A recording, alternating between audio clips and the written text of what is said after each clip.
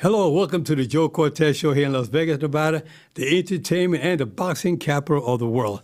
Well, today we have a very special guest, a gentleman that, when I mention the name, you guys are going to say, wow, how do you get him on the show? Well, Hector Camacho Jr. Hector Camacho, his father, the Macho Man, was one of the greatest fighters in boxing history. I mean, as a lightweight and as a welterweight, he was really outstanding. He fought them all. We want to welcome on the show today, Hector Camachito Jr. How you doing, Hector?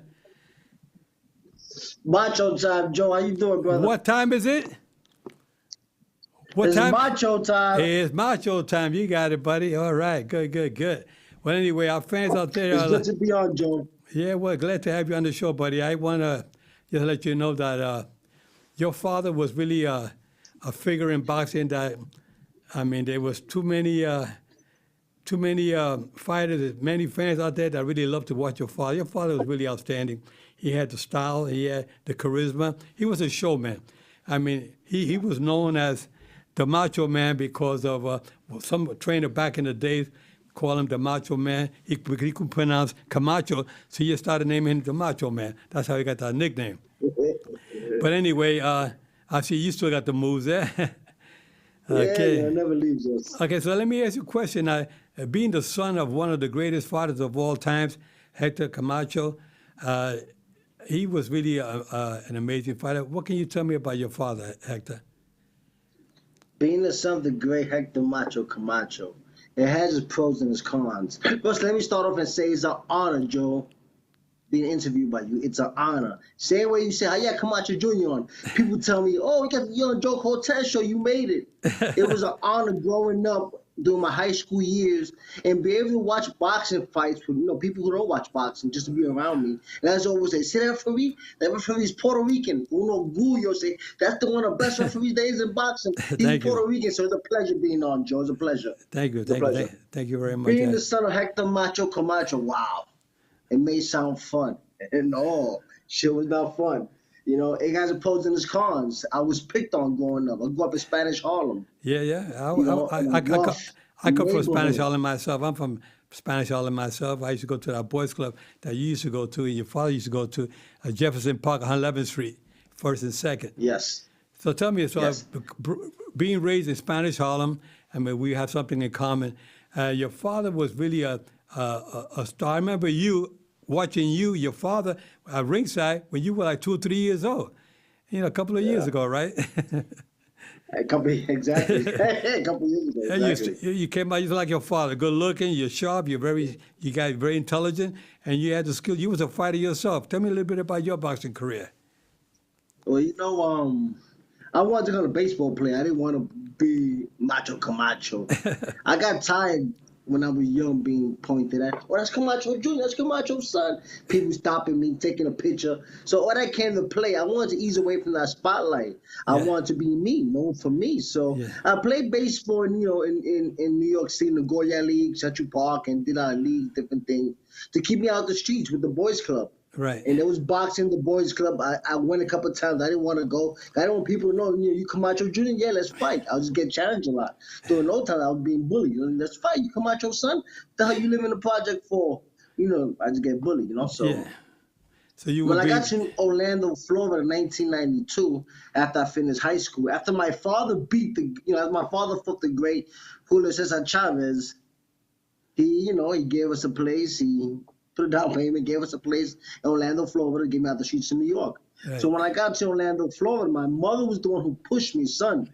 We in Orlando, ain't nothing to do. Now come out of school, do nothing, stay home and do nothing, get in trouble. Let's go to do something, play baseball, basketball. So we went to boxing gym. It was in the blood. That's when I started in 92. In 1996, I was the #1 ranked fighter at 139, going to Olympic trials in Atlanta. I had a good amateur record of 59-2. 59-2. So I had a decent pedigree coming up. That's not bad. That's not a bad record. 59-2 as an amateur. You had a good record too, Joe. Yeah. By the way, that surprised me. You had a good record, Joe. Oh yeah. 40-something and 2 or 40-something and 3 or You had a great record as a pro. You was 18-1. Yeah, I was Well, you eight. went to the Hall of Fame as a referee. I got into the Hall of Fame, yeah, as a referee, yeah, but it was an honor. I remember being there when your father got inducted into the Hall of Fame in 2016, and he was inducted, and I was there with his mother, and watching him, and Yeah. I mean, watching his mother. May his soul rest in peace. Your father's not around today. A lot of the fans know that your father passed away back in 2000, I believe 2000. Was it 2012, right? In Puerto Rico. Yeah. But your father was a legend in boxing, and his mother, when she was at the Hall of Fame, I spent that weekend with her and the family that was there, and I was able to offer my condolences, and really felt bad that Thank you. he received his induction that year, and being that his mother was there, was very kind, very sweet, and she's still very active, very sharp. Yes, thank God, thank God. No, it was something that, you know what, man, it was something that's well deserved. You know, if you look at boxing today, Joe, about 90% of fighters are wearing the Hector Camacho style boxing trunk. That fashion he brought to boxing when he changed the game. And 90% of these fighters, you see them wearing that kind of outfit, that kind of trunks, Macho Camacho.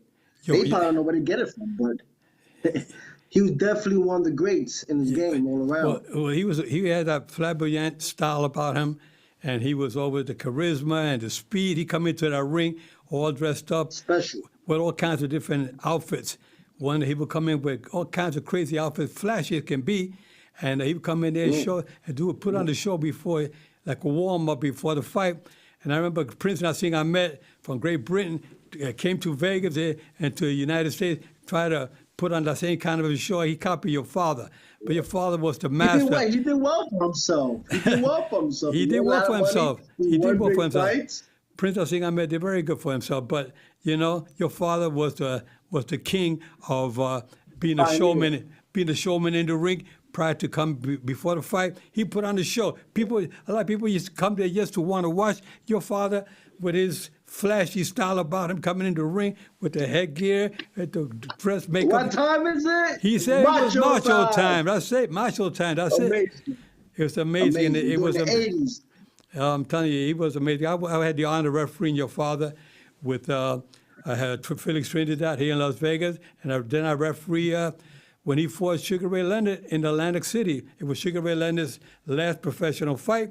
Sugar Ray Leonard came for that money, couple of $1 million they offered him, and I was a referee. The great Sugar Ray Leonard, and I was able to protect him when he needed me the most. I remember I had to stop the fight. Hey. Your father stopped him in the 5th round. I started. Yeah. He heard your father heard him, put him down. When Sugar Ray Leonard got up, I know he was in trouble, so I got close to the action. Your father had him up against the ropes, and Camacho was punching him, and Sugar Ray Leonard, the knees buckled. When his knees buckled, I jumped in, I stopped him. You did the right move. And I stopped him, and I held him in my arm, and in my ear, he said, "Thanks, Joe." You know, he really thanked me for that. And that was the great Sugar Ray Leonard. It wasn't the same Ray Leonard we've seen. It was a great Sugar Ray Leonard, and it was great to, referee him against your father. And, Sugar Ray Leonard was one of the great ones of all times. Hey, Joe, let me go back to the Trinidad fight. I don't know if you recall this. My father was pissed at you after the fight for about a couple of months that you thumped him in the eye. I don't think you recall that, you remember. Yeah, Joe, he thumped me in the eye. I remember. I contigo, man, for a couple of months. I remember. I think I went in to break them, and your father had to walked into one of my hands. He walked right into it, and I think one of my fingers poked him in the eye. He moved back, but it happened. But he got over it real quick. It didn't affect his fighting that day. But he fought a great fight against Felix Trinidad that night, and it was three Boricuas in the ring there in Las Vegas. The three Salceros in the ring. We were all dancing in the ring that day.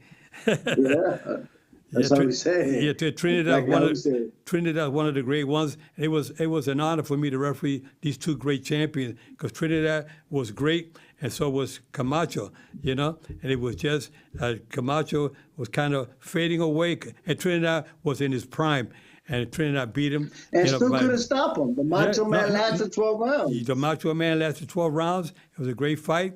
And it was an honor to be refereeing these two guys that brought so much talent to the ring that night here in Las Vegas, the boxing capital of the world. But tell me about your boxing career. Well, how many fights did you have Well, in the pro? Joe, when I got into boxing, I wanted to be known for myself. My goal wasn't become 2, 3 time world champion like my father or be better than my father. No. My goal was to become known for being me, like Camacho Jr. Yeah. So when I started boxing, everything going well. I had an HBO contract until one factory called that kind of slow, and I seen the ugly side of boxing, which I lost the love for the passion of the sport of boxing. Right. Was the Leja fight. It was the fight I was questioned. Before going to the fight, I was the next Latino superstar, Machito Camacho. Se come el fight del. I was number 1 in the world in all 3 organizations during that time, and number 2 in WBO. So, I was on my high rise, and that fight happened, a headbutt. Se puede decir mucha cosa. I went to the scorecards. They gave me the win, and it went back in court. They made no contest. The next day, in my hometown, New York City, I seen when they say, Camacho's a coward. And the backlash came from that boxing. I lost the taste of boxing during that time. But my goal was to become world champion. My goal was to be known for myself. And there was one fight that I had on my HBO contract where I fought the main event. My father was on the undercard, and my uncle fought the same night. Wait a minute. Wait a minute. Your father fought the undercard. You fought the main event? Yeah, I fought Rocky Martinez on HBO KO Nation. Remember the KO Nation? Yeah, KO Nation, HBO, yeah. Yeah, I was one of them. I fought Rocky Martinez making a defense my WBA. And my father was on the undercard. Also, my uncle was called Mucho Macho Madness. So for me alone, you see your reaction? Yeah. That my reaction was, oh my God. I was arguing with Dan Goosen, rest in peace to that. Let my father be main event. Like, he don't get mad at me. It ain't me. But it so happened HBO gave the budget, made it work out that he could fight on my undercard. That happened in South Beach at club levels. So that was my 3-time world championship. That was my world championship. I had my father fight on my undercard. So your father fought on your undercard. I grew to be myself, and that's huge. And you had your uncle on the card, your father, and you. On HBO, yeah, that was great. So I had a decent career. I finished that. I didn't finish yet, because once a fighter, always a fighter. I finished at 59-6. 59-6. I stopped fighting. Remember the last time I fought, I seen you, Joe. I seen you that day. And you came to tears for me that day. Yeah. After that fight. You looked at me, you broke down in tears. I went into your dressing room, and I told you, brother, listen, you know what? I don't want to see you get hurt, man, I said, you did enough already in boxing, and I don't see you because I love you as I love all the, I see young fighters like you, especially your Camacho's son, and I saw you got hurt in that fight, and I said, you know what? I said, son, take care of yourself. I think you should just pack it in and do something else. Just because I care for you. So many people are afraid to give that good advice. I gave it to you because I care for you. Yeah. I care for you as a person. I care for your father, and I care for all the fighters.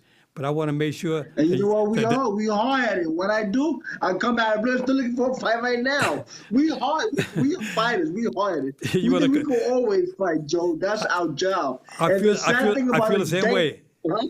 I feel the same way. I feel I can fight right now. If the right, I'll get old if the right I stop doing things in life. I'll stop. If the right one will get you, the left one will.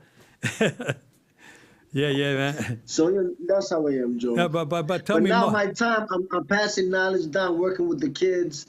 Yeah. I'm working with different, nonprofit organizations, giving back to kids. I just did my boxing event in Santo Domingo, giving back. Now, I'm fortunate enough to say I came from New York City, a drug-infested neighborhood, a lot of crime, Spanish Harlem, but we had the Boys Club.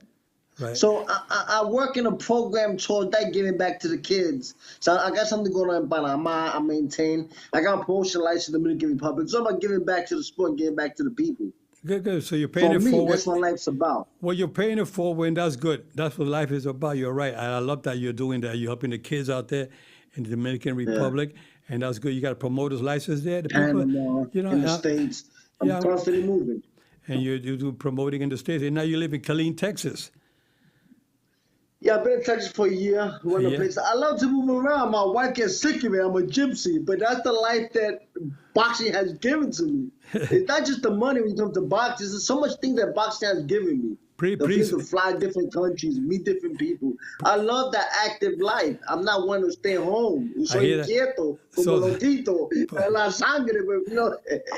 I hear you pretty soon they'll be calling you the Gypsy King, man, instead of the Macho Man. No, That's you know, good. I like to move around, man. But Yeah. yeah, You're moving around a lot like the Gypsy. Yeah, so you're the Gypsy King now. But anyway, I'm glad to see that you're doing a lot of good things for boxing. You're giving back to the community. You're helping these kids out. You know where you grew up. You know what it was growing up in Spanish Harlem, the drug infested, the yes, gang, and all that stuff. And, we talked about that before. All the gangs that we were surrounded, the gangs. And, we were not gangbusters. We stayed away from that. We got into boxing, which kept us on the right track. Your father, myself, and yourself, that's it. which is a good thing. Now, tell us about how many children you have now? Are they into boxing, any of them? I have two daughters. Oh, I have two two daughters. daughters. What? My youngest is 10. My oldest is 24. Your oldest is Ya 24. soy abuelo, calladito. Soy abuelo, but me cuido. You're a Thanks to grandfather. boxing. You're a grandfather. Yeah, that's something else. You look like a little baby yourself, man. And you know what's amazing? My father had me, he was 15 years old, Yeah, going on 16. your father was young when you were born. Yeah, I remember that. Yeah. Yeah, he was a teenager when you were born. Yeah, back And in I the tell these day. kids in the streets of Dominican Republic, Panama, even here in the States, like, you can find a macho, well, those kind of fight like Macho Camacho every 100 years. But you can find the next boxing champion, superstar in every corner. You just give the kids an opportunity. Has there been any movie or a documentary? I saw something on HBO about your father, maybe Netflix, about your father, documentary on your Yeah. father. Can you tell us a little bit about that? Well, thanks to Eric Draft, the director who put it together, went through Showtime. Showtime. He did a documentary on my father, 90 minutes. I give Eric Draft a lot of credit for putting my father's life out there Yeah, in 90 minutes and summing it up in that small little time. But yes, that was a part of a version, for what the Macho Man is. Um, we tried throughout the years to put something together. I think my father deserves a film. I think it'd be a blessing for him, a blessing to others as a message. yeah, Other than that, we just move forward. it was an amazing documentary watching that 90-minute documentary of your father. And I saw the Yes, it whole was. for when he was coming up from the amateurs in New York to the Golden Yeah. Gloves in New York, and then becoming a champion. And to the end, what happened at the end when he was unfortunately he lost his life in Puerto Rico. Can you tell us a little bit about that incident in Puerto Rico? And I understand that it's all over and done with already.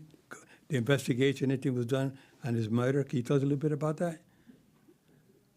You know what, Joe? After let me start off saying you live by the fast life. That's how you go by the fast life. My Yeah. father loved that excitement. He loved to live that fast life. He Right. loved to be around the action, loved to Right. create and have a good time. And when you live through that kind of lifestyle, you sort of go through that lifestyle. Yeah.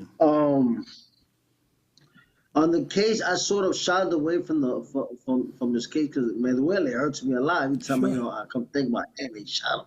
So I try to fade away from it. And I kind of lost interest when I heard the first time that the guy they arrested let him go. There wasn't the guys, and they don't know who did it, and I kind of lost a little bit of trust. I see them in Puerto Rico. There's been a lot of murder cases that never been resolved. So I just kind of, and plus I'm just on la calle, you know what I'm saying? So I go to Puerto Rico and I Sure. heard things when we were doing that time. I just keep I shy away from it. I know my grandmother been hustling hard and trying to been after it. And it's an emotional roller coaster for me. I prefer to think of my father in the good times instead of focusing Right. who Right. got him. Exactly. Esa culpa. I blame the streets for that. I don't blame my father who No, did it. no. I blame the streets. That's right. Si está envuelto en la calle around any of that, and those are the chances you're going to take. Either you go to jail or te va a morir. Yeah, well, I never seen a retired drug dealer. Yeah, yeah. Ninguna, en ese camino, I felt like, damn, I can't blame nobody. Part of the street shit. They got caught up out there. Yeah, Wrong, but put the but blame on but I want to really talk more about the good times of your father. The good times that he course. had, and the good times when he was a fighter. And the last days, of his life, let's forget about that, you know. Let's think about Thank you. the wonderful days that he had and the good times that he gave you guys. And but he was so proud of you, especially you, of his first son. He really, you know, loved you a lot, cared for you. And your grandmother, you know, very special. Your grandmother, she's unbelievable, you know. I had the honor, like I said, spending the weekend with her in 2012 at the International Hall of Fame in Canastota, New York. I was inducted. I was inducted a year before. Then he was inducted the following year. So it was an honor, you know, spending those days there with your grandmother. And we just talked about the good times of your father, what a fighter he was, and all the fans that loved your father so much. I mean, he fought some of the great. He fought Oscar De La Hoya. He fought Felix Trinidad. He fought Julio. He fought them all. He fought Julio Cesar Chavez. I mean, he fought some of the great ones. Some of the fighters that I mean, in boxing today, they're all Hall of Famers. All of them, including your father. Pazienza, Mancini. He named them, Rosario. He named them. He fought them coming up. He beat Roberto Duran twice. You know? Yeah. And Battle of Legends, of course. Of Yeah. course. He beat all these Like, you know legends. what's amazing about his career, Joe? When he came up, it was a couple of stages. When he came up, he beat the Pazienzas. He beat the Jose Luis Ramirez. He fought the top dog 35. Fought the same thing. He fought them all. And when his career was shut down after the loss of Trinidad, he came back and he recreated himself. He invented himself. Yeah. He came back and fought the all Roberto Duran, who was about 48, 49 that time, and they fought a close fight. They had a rematch, and after that, he fought another legend, Sugar Ray Leonard, that you refereed that fight. I refereed that And fight. after that big fight, he invented himself. Then he got a huge payday to fight Oscar De La Hoya, a young lion, a great fighter in his days. In any era, he was a great fighter. And lasted 12 rounds for a hungry Oscar De La Hoya. So I mean, he might have lost the fight, but he didn't go down. You know, he took it like a champ. He stood there. He weathered the storm for 12 rounds with all these great fighters. Mucha maña. They aguantaba. He hold you, lock you up. Whatever Mucha fight, maña. Good jab. whatever fight, he lost a total of 6 fights out of 79 fights. He lost 6 of them, and 38 of them were by knockout. You know, I mean, that was a decent record. You can't really ask for more than a fighter like Camacho, who comes up from Spanish Harlem, came up from the streets of hard knocks, I call it, here in New York, and it wants out to be the great one. Now, with your having your father as a legend in boxing, I know you say you're growing up and you were being bullied because everybody, is that your Macho Camacho's son? Yeah, they want to bully you to try to beat on your butt if they could. What advice can you give to individuals that are there watching, these kids that are watching? What advice can you give them those that are being bullied? What do you recommend that they do? First is be yourself. You know, when we get in trouble with that, we want to be cool. We want to be somebody we're not. Be yourself is first and foremost. And when it comes to bullying, that's a big issue. That's a really big issue.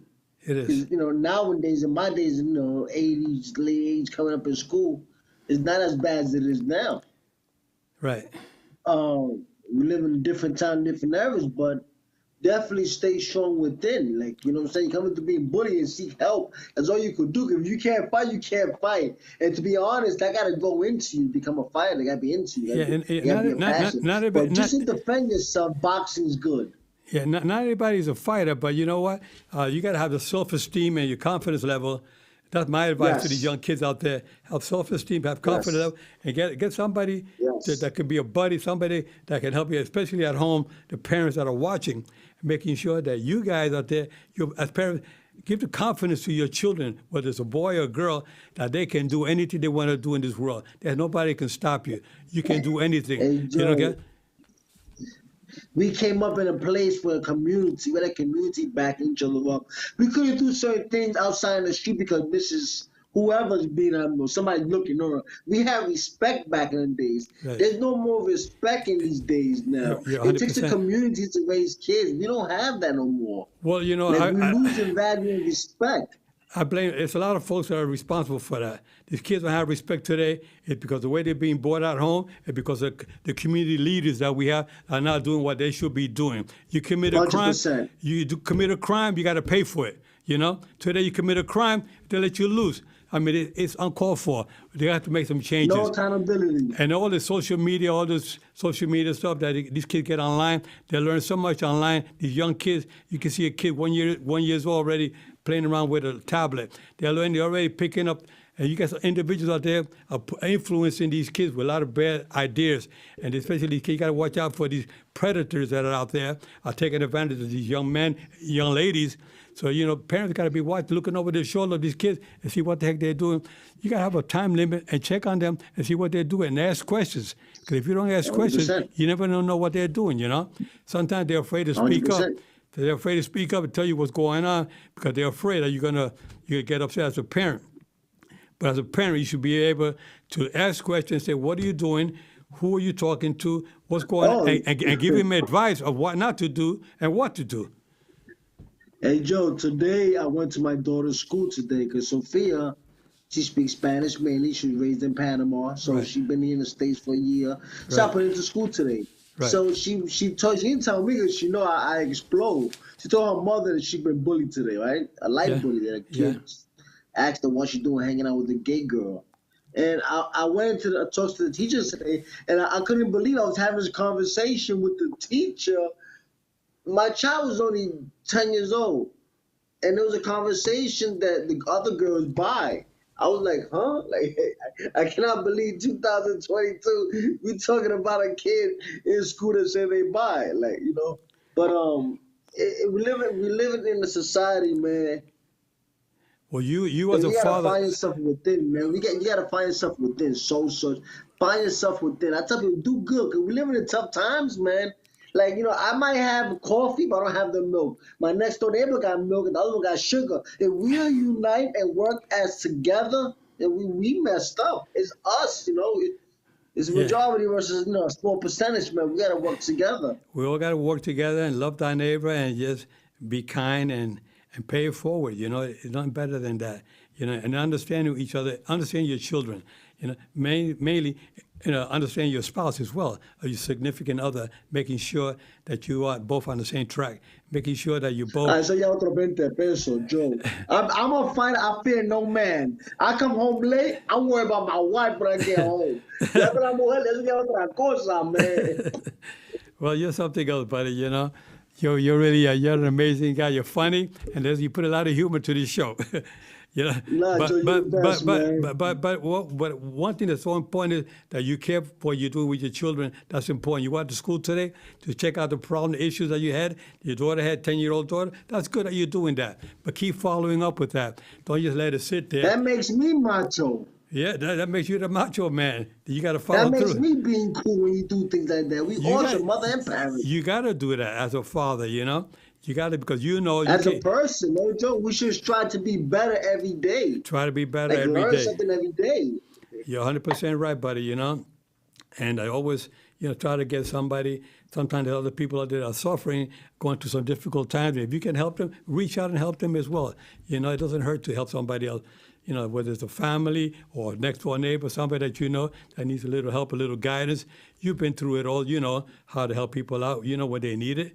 And when they need it, give it out to them. It's not going to hurt you to help somebody out there. You know, you're a loving, caring We guy. live in a cold world. There's the Lord, whatever, there's only one God.